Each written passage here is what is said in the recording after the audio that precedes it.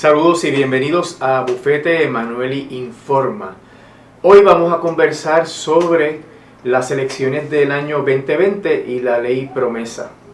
Tenemos ya un historial de aplicación de la ley promesa. La ley promesa fue aprobada en el año 2016, estamos en el 2019.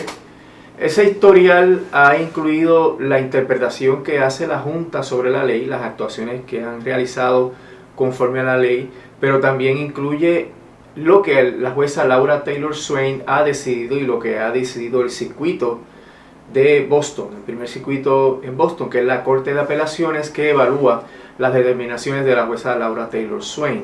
Con ese historial, pues uno puede ya anticipar un poquito, ¿verdad?, cómo es que la ley va a ir aplicándose, cuáles van a ser las consecuencias jurídicas y los efectos reales, tanto políticos como económicos y sociales. Hemos aquí en este espacio analizado consecuencias políticas, económicas y sociales sobre, por ejemplo, el acuerdo de COFINA, el acuerdo de la Autoridad de Energía Eléctrica, las implicaciones de un plan de ajuste de deuda bajo el título 3 de la ley promesa.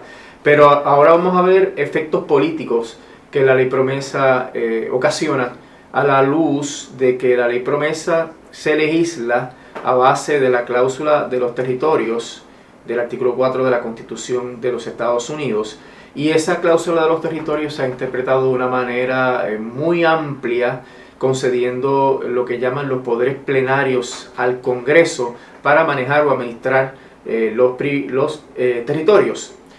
Y esos poderes han sido interpretados en relación a Puerto Rico y otros territorios insulares como que son unos poderes que permiten unas distinciones entre los ciudadanos que viven en Puerto Rico y los ciudadanos que viven en los Estados Unidos.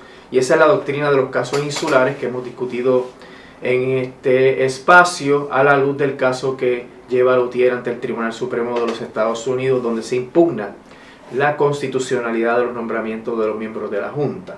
Así que esos casos insulares que dicen que Puerto Rico pertenece a Estados Unidos pero no forma parte de Estados Unidos, permite que el Congreso tenga una flexibilidad enorme a la hora de manejar los territorios, y en ese sentido puede darle a Puerto Rico cosas que no le da a los estados y quitarle a Puerto Rico o no darle a Puerto Rico cosas que le da a los estados, sin prácticamente herramientas para poder impugnar esas determinaciones que son generalmente discrecionales, ya sea del Poder Ejecutivo Federal, del Congreso y de los tribunales, que aplican constantemente la doctrina de los casos insulares para establecer distinciones entre un territorio y un estado en relación a los derechos que puedan tener las personas que viven en un territorio. Pero en el caso de promesa, la situación es más compleja, porque promesa establece que la Junta, entre comillas aquí, porque eso está en disputa en el caso del Tribunal Supremo, es parte del gobierno local, del gobierno de Puerto Rico. Es decir, que promesa enmendó la Constitución de Puerto Rico, porque esa Junta es la que aprueba los planes fiscales y los presupuestos, y esa función de planes fiscales y presupuestos le pertenecía a la rama ejecutiva y a la rama legislativa. La rama ejecutiva planifica, fiscaliza y gasta el dinero público, y la rama legislativa lo programa a la luz de unos planes que presenta el gobierno central o presenta la propia legislatura, y a través de unos presupuestos que se van administrando anualmente desde el 1 de julio al 30 de junio del año siguiente. Pues entonces la ley promesa lo que hace es que esas funciones que eran esenciales del gobierno de Puerto Rico, tanto del Ejecutivo como del Legislativo, ahora son de la Junta. Entonces, cuando uno elige a un funcionario gubernamental, el poder más significativo que tiene ese funcionario es el uso del presupuesto, la implantación de las medidas presupuestarias, porque mediante ellas es que se hace política pública. Usted podría, como legislador, ponerle nombre a las calles, pero eso no es ninguna política pública. Eso no avanza a intereses del Estado. Los intereses del Estado, por lo cual los partidos se pelean, es por el uso del presupuesto. Y este uso del presupuesto pues se manifiesta mediante la presupuestación y mediante el gasto que hace el Poder Ejecutivo. La Junta, al controlar eso, en realidad arrebató al pueblo de Puerto Rico la capacidad de elegir funcionarios que tengan la capacidad de disponer del presupuesto. Y si tú no tienes la capacidad de elegir funcionarios que tengan el poder de distribuir el presupuesto, pues entonces tú estás eligiendo a unas personas que no tienen ningún poder. Porque realmente tienen que pedirle permiso a la Junta. La Junta puede revocarle las determinaciones que tomen. La Junta le escribió una carta hace par de semanas atrás a el Poder Ejecutivo, el Legislativo y el Judicial, diciéndole que no podían ni siquiera aprobar un memorando que tuviera impacto en el presupuesto o impacto en el plan fiscal sin consultar a la Junta. Y la Junta acaba de escribir el pasado 25 de noviembre una carta a la gobernadora, al presidente del Senado y al presidente de la Cámara diciéndole, ojo, que las últimas leyes que han aplicado, que han aprobado, están en conflicto con el plan fiscal y por ende la Junta se reserva el derecho de anularlas. Le están pidiendo explicaciones. Explícame por qué no debo anular estas leyes. Así que los funcionarios actuales no tienen poder sobre el presupuesto. Los funcionarios actuales pueden sufrir la revocación de sus actuaciones. O sea, se pierde todo el dinero en el trámite legislativo, se le lleva a la gobernadora firma y entonces la Junta revoca la ley. Por ende, ¿quién tiene el poder? Pues el poder lo tiene la Junta. Entonces, ¿qué hacemos? Tenemos unas elecciones en el mes de noviembre del año 2020, del próximo año. Los candidatos que se están postulando ahora no tienen poder, no pueden prometer nada.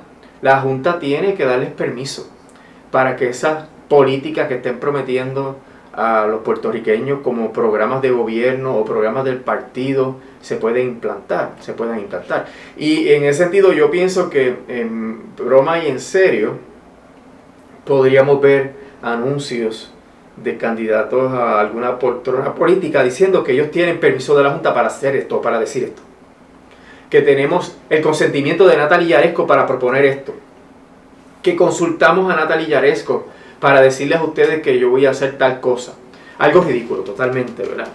Es un extremo lo que estoy planteando, pero en realidad es la situación por la cual estarían pasando los candidatos a cualquier cargo público en Puerto Rico. Entonces, si las elecciones no van a elegir personas que tienen poder real, no tienen realmente la capacidad de administrar el presupuesto, ¿qué tienen que hacer?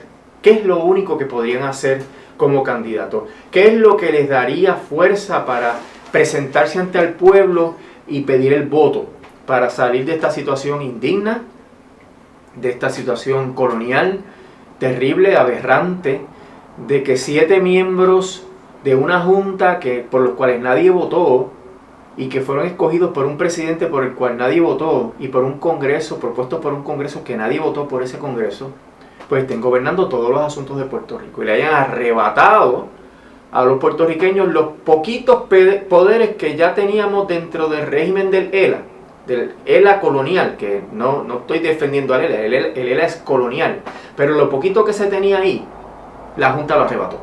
Por ende, mi planteamiento sobre qué podemos hacer para que esto cambie es que los votantes en Puerto Rico deben educarse sobre todos los asuntos de la Junta y deben escoger aquellos candidatos, deben votar por candidatura tal vez, ¿verdad? Ir específicamente a los candidatos o tal vez los partidos, porque hay partidos que abogan por derrocar o dejar sin efecto a la Junta de Control Fiscal, pero usted tiene que creerles, ¿verdad? Porque hay algunos que lo hacen de mentirita, algunos que lo hacen para llenarse la boca y dar una impresión de que están defendiendo a la gente y no lo hacen de verdad, o no lo han hecho, o fueron los que trajeron la Junta, porque el PPD y el PNP trajeron la Junta a Puerto Rico. Así que usted tiene que buscar qué partido, qué organización política, qué candidato realmente no le va a dar paso a nada que pida la Junta, por ejemplo. Le va a negar los fondos a la Junta, no va a cumplir con lo que pide la Junta, va a tener la valentía de enfrentar al tribunal si es que la Junta decide obligar a las personas a ir al tribunal. Tiene que haber una fortaleza, tiene que haber una seriedad, una verticalidad en todos esos candidatos que merecen la confianza del pueblo de Puerto Rico porque se van a oponer tenazmente a la Junta. Yo creo que como las elecciones son inoficiosas, como las elecciones no pueden elegir a personas que puedan administrar el presupuesto, pues hay que elegir a personas que vayan a combatir la Junta. Y es la única manera en que uno puede comenzar un trayecto, ¿verdad? Una estrategia que permita sacar la Junta y que entonces el problema de Puerto Rico, como siempre digo, se mire desde otra perspectiva y se encaminen los procesos de la autodeterminación y la descolonización de Puerto Rico. Vamos a dejarlo aquí, este tema le vamos a seguir dando seguimiento porque es muy importante y en cuanto a la campaña arrecie, pues vamos a estar identificando a los políticos que se oponen realmente a la Junta, que son verticales y se van a oponer a la Junta para poder recomendarlos y que reciban entonces el favor del pueblo. Regresaremos entonces durante la semana en los próximos episodios de Bufete Emanueli Informa.